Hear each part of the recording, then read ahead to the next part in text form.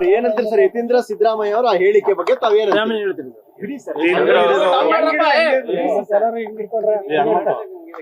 ಯತೀಂದ್ರ ಅವ್ರ ಹೇಳಿಕೆ ಅದು ಅವರ ವೈಯಕ್ತಿಕ. ಯತೀಂದ್ರ ಸಿದ್ದರಾಮಯ್ಯ ಏನೋ ಅವರ ತಂದೆ ಆದ ನಂತರ ರಾಜಕೀಯವಾಗಿ ಮುಖ್ಯಮಂತ್ರಿಗಳಾಗಿ ಸತೀಶ್ ಜಾರಕಿಹೊಳಿ ಹೆಸರನ್ನ ಏನ್ ಪ್ರಸ್ತಾಪ ಮಾಡಿದ್ದಾರೆ ಅದು ಅವರ ವೈಯಕ್ತಿಕ. ಅವರು ಮುಂದೆ ಐಂದ ನಾಯಕರು ಮತ್ತೆ ರಾಜ್ಯದಲ್ಲಿ ಮುಖ್ಯಮಂತ್ರಿ ಆಗ್ಬೇಕು ಅನ್ನೋ ಒಂದು ಆಶಾಭಾವನೆಯಲ್ಲಿ ಇವತ್ತು ಸಿದ್ದರಾಮಯ್ಯ ಅವರು ಆದ ನಂತರ ಅದು ಇನ್ನ 2.5 ವರ್ಷ ಆದ್ಮೇಲೆ, ಈಗ ನಾಳೆನೆ ಆಗ್ತಾರೆ ಅಂತಲ್ಲ, ಮುಂದೆ ಬರುವಂತ ಚುನಾವಣೆಯಲ್ಲಿ 2028ಕ್ಕೆ ಸತೀಶ್ ಜಾರಕಿಹೊಳಿ ಆಗ್ಲಿ ಅನ್ನೋ ಭಾವನೆಯಲ್ಲಿ ಹೇಳಿರ್ಬೋದು. ಅದೇ ರೀತಿನಿ ಸತೀಶ್ ಅವರು ಹೇಳಿದಾರಲ್ಲ, ಈ ಟರ್ಮ್ ಅಲ್ಲಿ ನಾನೇನಿಲ್ಲ 2028ಕ್ಕೆ ನಾನು ಮುಖ್ಯಮಂತ್ರಿ ಆಕಾಂಕ್ಷಿ ಆಗಿರ್ತೀನಿ ಅಂತ ಸತೀಶ್ ಜಾರಕಿಹೊಳಿ ಅವರು ಹೇಳಿರುವಂತದ್ದು. ಸೊ ಆ ಒಂದು ದೃಷ್ಟಿ ಹಿಡ್ಕೊಂಡು ಯತೀಂದ್ರ ಅವರು ಹೇಳಿರ್ಬೋದು ಅಂತ ಹೈಕಮಾಂಡ್ ಗಿಂತ ಪವರ್ಫುಲ್ ಆಗಿದ್ರೆ ಸರ್ ಹೈಕಮಾಂಡ್ ಗಿಂತ ಪವರ್ಫುಲ್ ಅಂತ ಏನಿಲ್ಲ, ಅವ್ರೊಂದು ಹೇಳಿಕೆ ಕೊಟ್ಟಿದ್ದಾರೆ ಅಷ್ಟೇ. ಅದ್ರಲ್ಲೇನ್ ತಪ್ಪೇನಿಲ್ಲ. ಅವರ ವೈಯಕ್ತಿಕವಾದಂತ ಹೇಳಿಕೆ ಅದು. ಕಾಂಗ್ರೆಸ್ ಹೈಕಮಾಂಡ್ ಹೇಳಿಕೆ ಅಥವಾ ಸಿದ್ದರಾಮಯ್ಯರ ಮುಖ್ಯಮಂತ್ರಿಗಳ ಮಗದ ಹೇಳಿಕೆ ಅಂತಲ್ಲ. ಅವರು ಒಬ್ರು ವಿಧಾನ ಪರಿಷತ್ ಸದಸ್ಯ ಇದ್ದಾರೆ. ಅವರ ಒಂದು ಹೇಳಿಕೆ ಮುಂದಿನ ದಿನದಲ್ಲಿ ಇನ್ನೊಬ್ರು ಐಂದ ನಾಯಕರು ಆಗ್ಲಿ ಅನ್ನೋ ಒಂದು ಭಾವನೆ ಇಟ್ಕೊಂಡು ಯತೀಂದ್ರ ಅವ್ರು ಹೇಳಿರ್ಬೋದು. ಎಲ್ಲವೂ ಕೂಡ ಡಿ.ಕೆ. ಶಿವಕುಮಾರ್ ಮುಖ್ಯಮಂತ್ರಿಗಳ ಮಗ ಆಗಿರೋದಕ್ಕೆ ಹೇಳಿಕೆ ಅಷ್ಟು ಮಹತ್ವ ಪಡ್ಕೋತಾ ಇದೆ.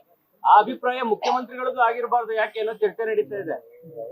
ಅಲ್ಲ, ಚರ್ಚೆ ನಡೀತಾ ಇರ್ಬೋದು, ಆದ್ರೆ ನಾನು ಹೇಳದ್ನಲ್ಲ, ಇದು ಮುಖ್ಯಮಂತ್ರಿಗಳ ಹೇಳಿಕೆ ಅಲ್ಲ. ಇದು ಮುಖ್ಯಮಂತ್ರಿಗಳ ಮಗ ಅಂತ ಹೇಳಿದ್ರೆ ಯತೀಂದ್ರ ಅವ್ರ ಹೇಳಿಕೆ ಇದು. ಅದರಿಂದ ಯತೀಂದ್ರ ಅವ್ರು ಏನ್ ಹೇಳಿದ್ದಾರೆ ಅದು ಅವ್ರ ವೈಯಕ್ತಿಕವಾದಂತ ಹೇಳಿಕೆ ಅಂತ ನಾನು ಹೇಳ್ತೀನಿ. ಯಾಕಂದ್ರೆ ವಾಲ್ಮೀಕಿ ಸಮಾಜದಲ್ಲಿ ಸತೀಶ್ ಜಾರಕಿಹೊಳಿ ಅವರು ಅಲ್ಲ, ನಮಗೂ ಎಲ್ಲ ಒಂದ್ ಕಡೆ ಆಸೆ ಇದೆಲ್ಲ, ಸತೀಶ್ ಜಾರಕಿಹೊಳಿ ಅವರು ಮುಖ್ಯಮಂತ್ರಿ ಆಗ್ಲಿ ಮುಂದಿನ ದಿನದಲ್ಲಿ ಅನ್ನೋವಂಥದ್ದು ನಮಗೂ ಆಸೆ ಇದೆ. ಸೊ ಅವ್ರ ರೀತಿ ಆದ್ರೆ ಬಹಳ ಒಳ್ಳೇದು ಅನ್ನೋ ಒಂದು ಭಾವನೆ ನಮ್ಮಲ್ಲಿ. ಸರ್, ಮುಖ್ಯಮಂತ್ರಿ ಬದಲಾವಣೆ ಬಗ್ಗೆ ಮಾತಾಡೋರಿಗೆ ನೋಟಿಸ್ ಕೊಡ್ತಾರೆ, ಬಟ್ ಸಿಎಂ ಪುತ್ರ ಅನ್ನೋ ಒಂದು ಕಾರಣಕ್ಕೆ ಅವರು ಬದಲಾವಣೆ ಬಗ್ಗೆ ಪದೇ ಪದೇ ಮಾತಾಡಿದ್ದಾರೆ. ಅದನ್ನ ಪಕ್ಷದ ಅಧ್ಯಕ್ಷರು ನೋಡ್ತಾರೆ. ಯಾರಾದ್ರೂ ಅದನ್ನ ಪಕ್ಷದ ಅಧ್ಯಕ್ಷ ಹೇಳಿದ್ದಾರೆ, ಯಾರಾದ್ರೂ ವೈಯಕ್ತಿಕವಾದ ಹೇಳಿಕೆ ಕೊಟ್ರೆ ನಾನು ನೋಟಿಸ್ ಕೊಡ್ತೀನಿ ಅನ್ನೋದು ಬಹಳ ಜನ ಕೊಟ್ಟಿದ್ದಾರೆ.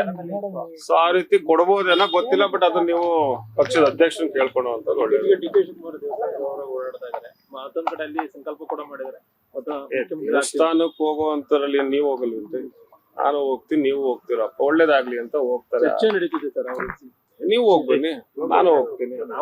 ಅಲ್ಲ, ಯಾರಾದ್ರೂ ಹೋಗ್ಲಿ, ದೇವಸ್ಥಾನಕ್ಕೆ ಹೋಗೋದ್ರಲ್ಲಿ ಏನ್ ತಪ್ಪಿಲ್ಲ. ಅದು ಅವ್ರಿಗೇನೋ ಹರಕೆ ಇರುತ್ತೆ, ಹರಕೆ ತೀರ್ಸೋದಕ್ಕೆ ಹೋಗ್ಬೋದು.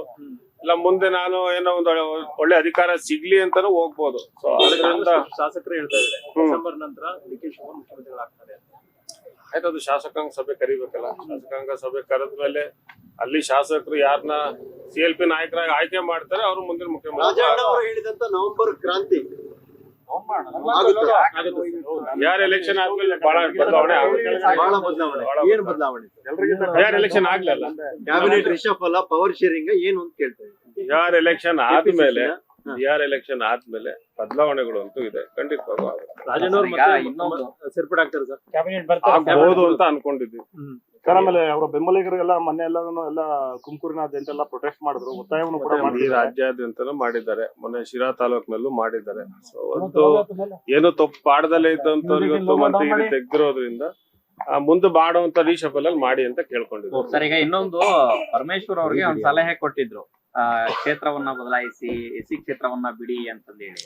ನಾನು ಮಧುಗಿರಿಗೂ ಬರಬಹುದು, ಅವಕಾಶ ಇದೆ ಅಂತ ಪರಮೇಶ್ವರ್ ಅವರು ಬಹಳ ಹಿರಿಯ ಶಾಸಕರು. ಮಧುಗಿರಿಯಲ್ಲಿ ರಿಸರ್ವೇಶನ್ ಇದ್ದಂತ ಸಂದರ್ಭದಲ್ಲಿ ಅವರು ಅಲ್ಲೂ 3 ಬಾರಿ ಶಾಸಕರಾಗಿದ್ದಾರೆ, ಕೊರಟಗೆರೆಯಲ್ಲಿದ್ದಾರೆ. ಮಧುಗಿರಿಯಲ್ಲಿ ಬಂದು ನಿಂತ್ಕೊಳ್ಳುವಂತದ್ದೇನು ಅವನ್ ಬೇಡ ಅಂತಿಲ್ಲ. ಅವ್ರು ಮಧುಗಿರಿಯಲ್ಲಿ ನಿಂತ್ಕೊಳ್ಳೋದಾದ್ರೆ ಬೇರೆ ಕ್ಷೇತ್ರದಲ್ಲಿ ಜನರಲ್ ಅಲ್ಲಿ ನಿಂತು ಇನ್ನೊಬ್ರು ಯಾರು SC ಆ ತಾಲೂಕಲ್ಲಿ ನಿಂತ್ರೆ ಇನ್ನೊಬ್ರಿಗೆ ಅಧಿಕಾರ ಸಿಗುತ್ತಲ್ಲ, ಆ ಒಂದು ದೃಷ್ಟಿ ಇಟ್ಕೊಂಡು ರಾಜಣ್ಣವ್ರು ಹೇಳಿದ್ರು. ಎಸ್ಟಿ ಪಟ್ಟಿಗೆ ಸೇರಿಸಬೇಕು ಅನ್ನೋ ಒಂದು ವಿಚಾರಕ್ಕೆ ವಾಲ್ಮೀಕಿ ಸಮುದಾಯದ ನಾಯಕರ ಅಸಮಾಧಾನ ಇದೆ. ಅದನ್ನ ಸರಿಪಡಿಸಲಿಕ್ಕೆ ಯತೀಂದ್ರ ಅವರು ಹೇಳಿಕೆ ಕೊಟ್ರ ಅಂತ ಆ ವಿಚಾರವನ್ನ ಈಗ ಅದನ್ನ ಮುಖ್ಯಮಂತ್ರಿಗಳ ಗಮನಕ್ಕೆ ನಮ್ಮ ST ನಾಯಕರು ಯಾರೆಲ್ಲ ಶಾಸಕರಿದ್ರೆ ಅದಕ್ಕೆ ಗಮನಕ್ಕೆ ತಂದಿದ್ದಾರೆ. ಅದಕ್ಕೆ ಏನು ಮುಂದಿನ ದಿನದಲ್ಲಿ ಆಗ್ಬೇಕು ಅದು ಖಂಡಿತವಾಗಿ ಆಗುತ್ತೆ. ಲೇಟೆಸ್ಟ್ ಹಾಗೂ ಇಂಟ್ರೆಸ್ಟಿಂಗ್ ಸುದ್ದಿಗಳಿಗಾಗಿ ಬಾಸ್ ಟಿವಿ ಕನ್ನಡ ಚಾನೆಲ್ನ ಸಬ್ಸ್ಕ್ರೈಬ್ ಮಾಡಿ, ಹಾಗೆಯೇ ಬೆಲ್ ಐಕಾನ್ ಪ್ರೆಸ್ ಮಾಡಿ. ಇದರ ಜೊತೆಗೆ ಫೇಸ್ಬುಕ್, ಇನ್ಸ್ಟಾಗ್ರಾಮ್, ಎಕ್ಸ್ ನಲ್ಲೂ ಮಿಸ್ ಮಾಡದೆ ಫಾಲೋ ಮಾಡಿ.